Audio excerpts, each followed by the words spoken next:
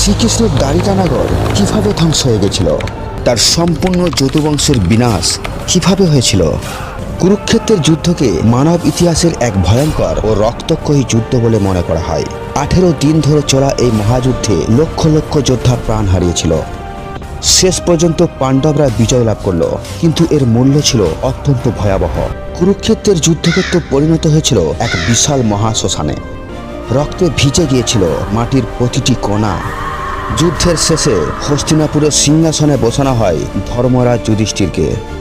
মাতা গান্ধারী 100 জন পুত্রকে হারিয়ে শোকে ভেঙে পড়েছিলেন।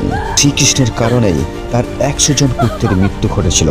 তাই ক্রোধিত হয়ে গান্ধারী শ্রীকৃষ্ণকে অভিশাপ দিলেন, যেভাবে তুমি আমার 100 পুত্রকে বধ করিয়েছো, যেভাবে তুমি আমার সম্পূর্ণ বংশকে ধ্বংস করেছো, ঠিক সেভাবেই তোমার যদুবংশ একদিন ধ্বংস হয়ে যাবে। গান্ধারীর অভিশাপের 36 বছর পর দ্বারিকায় শুরু হলো এক অদ্ভুত পরিবর্তন। শ্রীকৃষ্ণের বংশধররা লোভ, অহংকার এবং শক্তির নেশায় ডুবে গিয়েছিল। তারকায় মদের আসর বসত। নেশায় মত্ত হয়ে তারা নিজেদের মধ্যেই তর্কে জড়িয়ে পড়ত।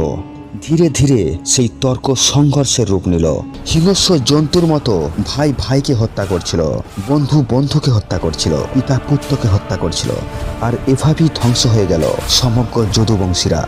সেই রক্তক্ষয়ী যুদ্ধে শ্রীকৃষ্ণের পুত্র শাম্ব মৃত্যুবরণ করল। এই ভয়ঙ্কর ধ্বংস দেখে শ্রীকৃষ্ণের দাদা বলরাম গভীর ধ্যানে বসে পড়লেন। তিনি যোগ শক্তির মাধ্যমে নিজের শরীরকে ত্যাগ করে দিলেন। তার শরীর থেকে এক পঞ্চমুখী সাপ প্রকট হলো আর সমুদ্রের মধ্যে বিলীন হয়ে গেল। শ্রীকৃষ্ণ বুঝতে পারলেন এই পৃথিবীতে তার লীলার সমাপ্ত হওয়ার সময় হয়েছে। একদিন ভগবান শ্রীকৃষ্ণ একটি জঙ্গলে বসে ধ্যান করছিলেন।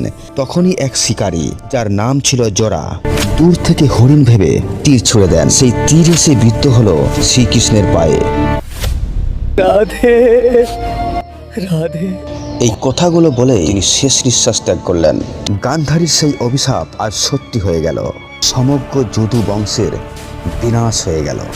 এই ধরনের আরও রহস্যময় কাহিনী শুনতে আমাদের চ্যানেলটিকে সাবস্ক্রাইব করুন, কারণ দেবভূমি ভারতবর্ষের দেবদেবীদের রহস্যময় কাহিনী আমরা এই চ্যানেলের মাধ্যমে আপনাদের সামনে প্রস্তুত করে থাকি।